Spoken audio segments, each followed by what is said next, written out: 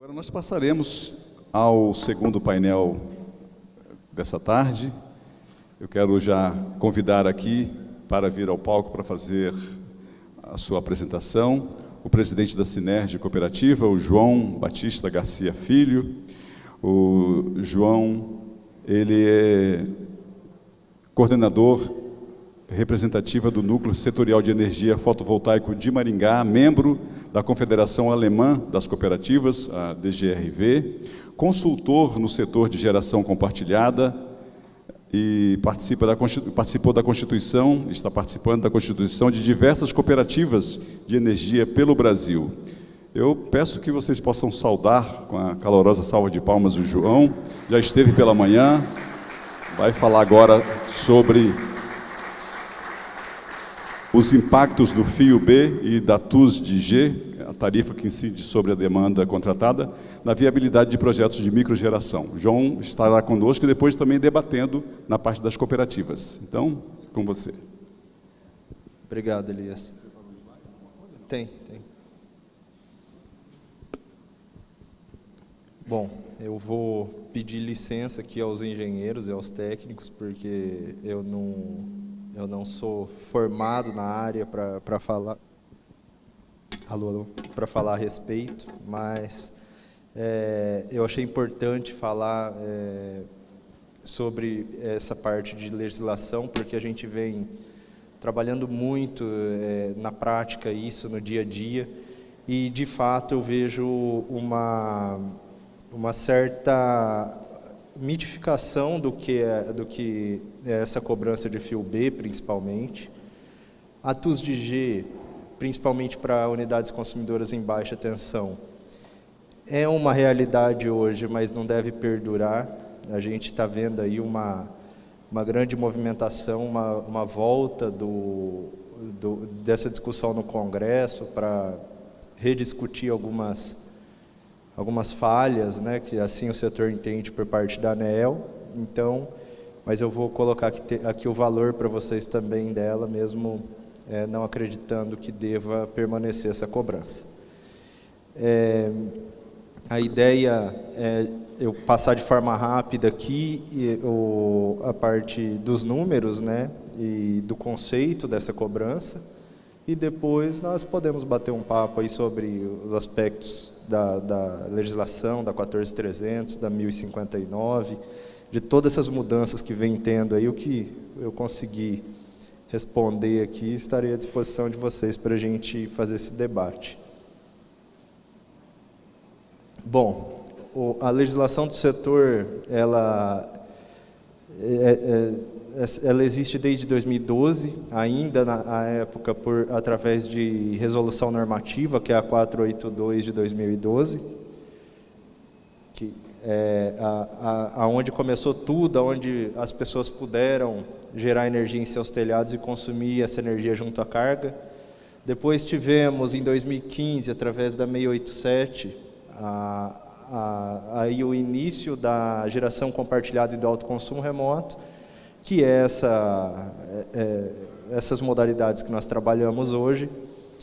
E em 2019 nós tivemos uma revisão dessa resolução que era prevista, mas houve aí uma parte, por parte da ANEEL, uma cobrança excessiva sobre os custos, sobre os encargos, na prática era aquela famosa taxação do sol, que é o termo é o apelido que se atribuiu por conta da cobrança muito alta que iria ocorrer, né? Que houve toda uma mobilização, o setor conseguiu fazer uma espécie de contra-lobby, se assim podemos dizer, né? Porque entendia-se que era um lobby das distribuidoras, e inclusive nós tivemos o desprazer de ver em rádio e televisão propagandas de associações das distribuidoras, né, que atribuíram às associações das distribuidoras, fazendo uma propaganda contra a energia solar, o autoconsumo remoto, essas modalidades que nós praticamos. E isso foi muito triste, na minha opinião, porque Nós entendemos que a geração compartilhada é uma forma de poder atender também os anseios sociais. Inclusive, vocês vão ver outros cases aqui que, diferente um pouco da Synergy, a Synergy tem o lado social dela, mas voltado para diversificação de renda no campo, diminuição do êxodo rural, aquela situação que eu coloquei. Mas, no caso, existem algumas cooperativas voltadas também para o lado social, na parte do consumo da energia, né? Que, na minha opinião, toda forma de consumir energia limpa e economia é um aspecto social, mas existem algumas cooperativas mais aplicadas nesses aspectos, e vocês vão ver no próximo painel. Então, através dessa interrupção que se deu por meio do governo federal em de alguma forma frear essa revisão por parte da ANEEL, surgiu o PL 5829, que é basicamente o projeto de lei que culminou na publicação da 14.300, que é a lei, que é o marco legal das energias renováveis, né, a lei que rege o setor atualmente. Ela estava previsto na lei que ela tinha que passar por uma regulamentação por parte da ANEEL. Essa regulamentação ocorreu no início de 2023 agora, e nessa regulação por parte da ANEEL, que foi a resolução 1059 de 2023, que alterou a resolução 1000, ela extrapolou um pouco as suas competências na visão do setor, né? na visão de quem atua no setor. E, por isso, foi, então, protocolado o PDL 65 de 2023, que tenta sustar alguns pontos da resolução 1059, né? Para voltar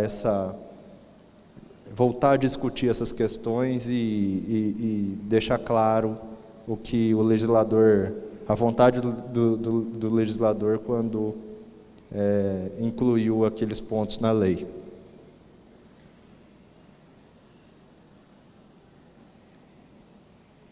O direito adquirido, esse é um conceito que a gente precisa falar, porque existem algumas diferenças agora de custo, né, da usina. Então, trazendo aqui o conceito para vocês, a ANEEL classificou as usinas conforme o direito adquirido em 3 classificações.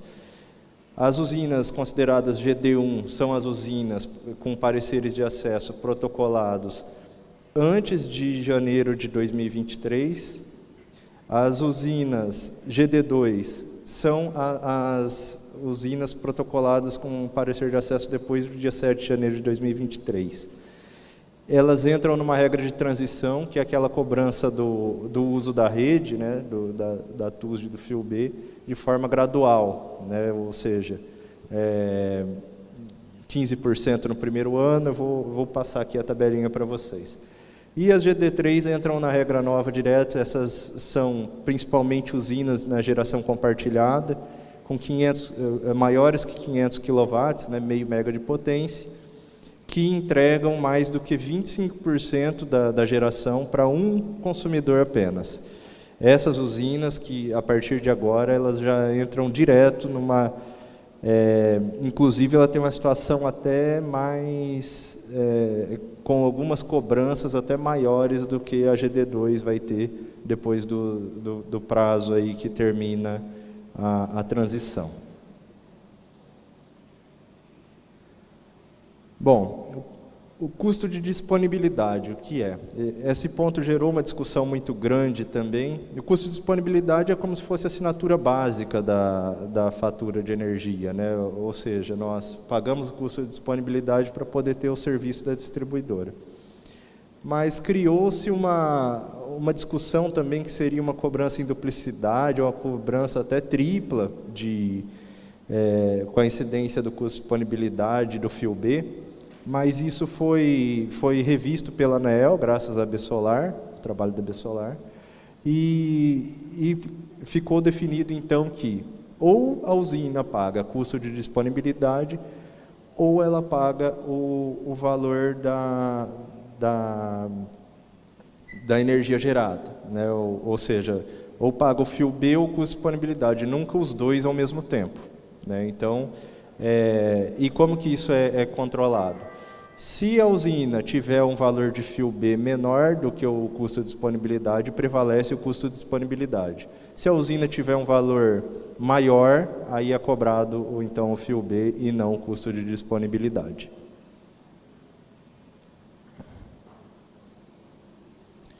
A TUSD, o conceito da TUSD é taxa de uso do sistema de distribuição, né? É basicamente o transporte da energia, desde das geradoras até nossas residências, e ela é composta por várias componentes tarifárias, né? Então, eu tenho uma tabelinha aqui. Muita gente confunde a cobrança da TUSD e do fio B, né? Então, eu quis trazer essa tabelinha das componentes tarifárias para mostrar para vocês. O que vai passar a ser cobrado é apenas o fio B. É apenas o fio B, tá? Que é um componente tarifário da TUSD e é menor do que o fio A, né? Então, o fio A é a transmissão da geradora até a subestação da distribuidora. E o fio B é da distribuidora até nossas residências, né? Basicamente, é aquela energia já transformada para uma potência menor. Então, ela por ser uma distância menor, ela já é menor do que o fio A, né? Mas esse componente tarifário é o que vai passar a ser cobrado daqui para frente. Por isso que nós entendemos que a cobrança ela não é tão grande, né? Ela não afeta, não tem um impacto econômico tão grande no mercado, né? Ou seja, não tem impacto econômico tão grande na compensação da energia, e eu quero demonstrar aqui para vocês com isso que existe essa possibilidade ainda de ter novos projetos daqui para frente, principalmente agora com a entrada da TUSD-G para projetos que vão conectar ainda, né, que vão conectar na regra nova. Eu vejo que usinas na mini geração ficou até mais viável. Então, o fio B é um componente tarifário que compõe a TUSD. Eu trouxe aqui o valor do fio B no estado do Paraná para a gente poder depois entrar na tabelinha de viabilidade. E trouxe nos QR Codes aqui, vocês conseguem acessar a tabela que existe esse componente lá na ANEEL, para vocês conseguirem, então, saber em outras localidades, outras distribuidoras. Vocês podem estar acessando. Basicamente, o fio B, essa primeira cobrança que vai haver ainda em 2023 para usinas que se conectarem a partir de agora, ela representa menos de 2 centavos. Né? O valor do fio B no estado do Paraná é 12 centavos, 15% é menor do que 2 centavos aproximadamente. Então, vocês podem ver que não é algo tão significativo. A demanda contratada, ela vai sofrer uma alteração também, né, que é esse o ponto que eu quero colocar para vocês, que o projeto na mini geração ele se torna interessante aqui no estado por conta dessa situação dessa mudança do indexador, né, o que seria o indexador da demanda contratada. Toda usina, na verdade toda conexão acima de 75 kW tem que pagar esse encargo, né, é como se fosse o custo de disponibilidade, mas é um custo maior porque você está usando uma estrutura maior da distribuidora. Então, nós temos então a geração e vamos ter a diferenciação a partir de agora da geração e do consumo. Antes, as usinas pagavam todas como consumidoras, né? Então, você tinha um custo de demanda contratada bastante elevado. E aqui esse custo se chamava TUSD-C até o momento, né, esse indexador, que é o indexador para consumo, e hoje passa a ser a TUSD-G, que basicamente é o indexador para geração. Essa TUSD-G ela já tem valor porque já é algo cobrado principalmente dos consumidores livres, né? Então, também trouxe o valor aqui para vocês terem uma ideia de quanto será, mas nesse caso aqui, ele traz uma redução na ordem aí de 65% no valor da demanda contratada, o que passa até a fazer sentido mesmo pagando o fio B, uma usina na mini geração no estado do Paraná. Lembrando que a gente tem uma das energias mais baratas do Brasil, uma incidência não tão grande comparada a outros estados, né? Então, a gente tem um desafio aqui no estado do Paraná, é um desafio geográfico, inclusive, um desafio da natureza, né, que a gente tem uma incidência solar menor, mas essa possibilidade aqui de você conectar uma usina através da TUSD-G, inclusive nós tivemos no projeto de Tamboara, mesmo com o direito adquirido da usina garantido, segundo a distribuidora, quando assinarmos a TUSD, vamos ter enquadramento da TUSD-G já, porque ela está considerando que essa mudança ocorre na data de conexão da usina e não na data do parecer de acesso. Então, nós temos uma situação muito benéfica. Nós conseguimos enquadrar dois projetos em uma situação ainda mais favorável do que aguardar até 2026 a revisão tarifária da distribuidora, né? Porque, basicamente, usinas GD2, que é essa que está na transição, que conectarem agora, já entram pagando TUSD-G. As usinas GD1, que é aquelas protocoladas anteriormente, em tese, né, aí a distribuidora está divergindo de entendimento com nós do que nós tínhamos no início, e para nós é benéfico, então melhorou, inclusive, a rentabilidade, né, do projeto. Ela está entendendo que a gente pode acumular o direito adquirido e a TUSD-G já passar a valer, porque ela está entendendo que é na data de conexão do projeto. Então, só para vocês terem uma ideia, qual era o valor da TUSD-C, né, a demanda de consumo no Paraná? Era R$ 17,23, né? Ainda é para usinas que estão conectadas já. E ela hoje passaria a ser para usinas que estão conectando de 6,47. Então, a gente tem uma redução aí por baixo aí R$10 praticamente de demanda contratada. Esse custo é por quilowatt de potência, ou seja, uma usina de 1.000 quilowatts de inversor, o que manda sempre a potência menor, então, nesse caso, não importa o tanto de placas que tem, não importa a potência pico. Uma usina de 1 mega de inversor pagaria na TUSD-C R$ 17.230, contra uma usina na TUSD-G R$ 6.470, né? Então, a gente tem uma situação bem interessante com essa mudança. Tem o QR Code ali também para vocês acessarem aonde fica. São em locais distintos ali na ANEEL que fica o valor da TUSD-G. Bom, vamos aos números. Eu mensurei aqui, eu peguei a inflação energética dos últimos 5 anos da Copel e o IPCA, a inflação normal dos últimos 5 anos da Copel. Eu fiz o cálculo para entender qual que é o impacto do incremento das usinas, da cobrança das usinas GD2 ao longo do tempo, porque o que nós víamos tá bom, a gente sabe o valor do fio B esse ano, mas e qual será o valor do fio B o ano que vem, e no outro ano, e qual que é o impacto disso ao longo do tempo, né? Então, nós fizemos esse cálculo, eu projetei, então, o reajuste dos últimos 5 anos, a inflação dos últimos 5 anos, para entender qual seria essa cobrança.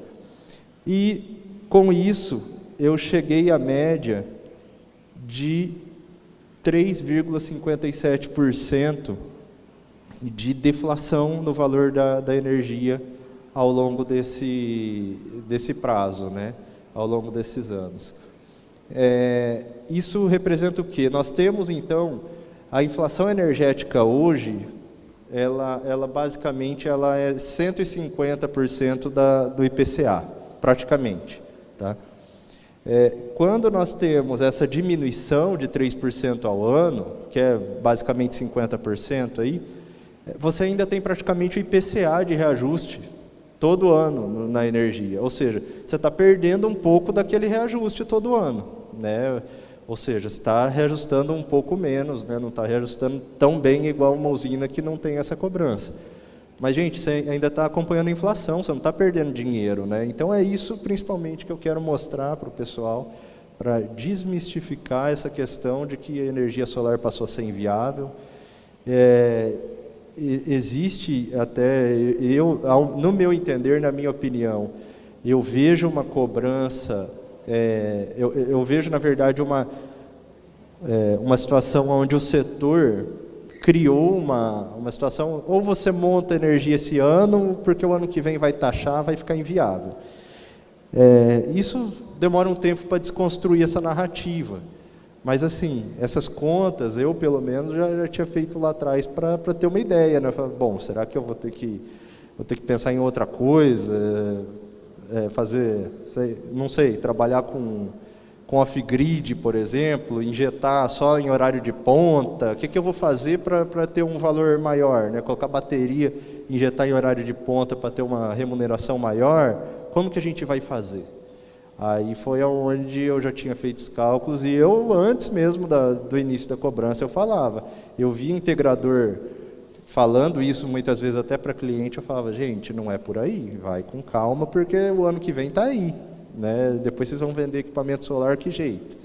Então, se eles tivessem feito o cálculo antes, não tinha tido esse problema, né? Então aqui eu fiz o cálculo. A inflação energética, como eu disse, de 9,39 em média nos últimos 5 anos. A deflação do valor da tarifa, uma média de 3,57, o que ainda tem uma valorização de 5,82.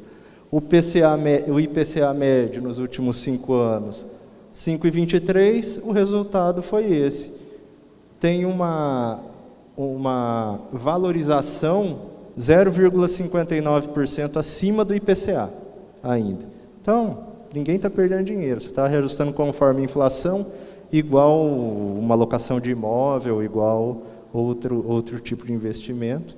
E a diferença aqui é que você tenha uma usina fotovoltaica, um ativo dentro da sua propriedade, um ativo que existe ainda a possibilidade de ter outros benefícios, né? Inclusive o Rafael falou aqui mais cedo a respeito de crédito de carbono, é uma possibilidade, é algo que mais cedo ou mais tarde deve iniciar. Não sei se para projetos pequenos, projetos fotovoltaicos, mas é algo que deve se tornar realidade. E outros tipos de incentivo, outros tipos de possibilidades. Esse que eu comentei do off-grid, por exemplo, pode ser que as baterias, com o passar dos anos, como ocorreu com os painéis, se tornem viáveis a ponto de você armazenar parte de energia e injetar em horário de ponta e ter uma rentabilidade ainda maior. Então, gente, eu acredito muito que, mesmo com o valor de energia barato no estado do Paraná, mesmo com toda essa situação dessa cobrança de TUSD, essa possibilidade de cobrança de TUSD, de TUSD-G na baixa tensão, que eu acredito que não prevaleça, mas a TUSD-G também é um valor baixo, também que não iria inviabilizar, mas principalmente porque as usinas são bem menores, né?